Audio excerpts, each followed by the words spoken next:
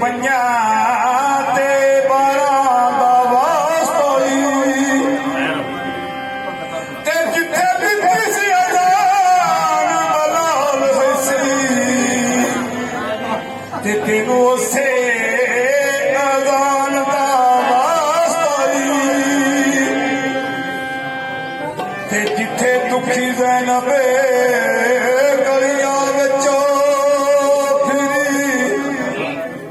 ਤੇ ਤੈਨੂੰ ਗਲੀਆਂ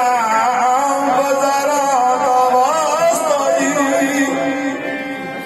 ਤੇ ਨੋਕ ਨਜ਼ਰ ਉੱਤੇ ਹੁਸੈਨ ਕੁਰਾਨ ਪੜ੍ਹਿਆ ਤੇ ਤੈਨੂੰ ਉਸੇ ਕੁਰਾਨ ਦਾ ਵਾਸਤਾ ਜੀ ਵਾਹ ਹੋਇਆ ਜਾ ਤੂੰ ਵਰਸ਼ਾ ਦੀ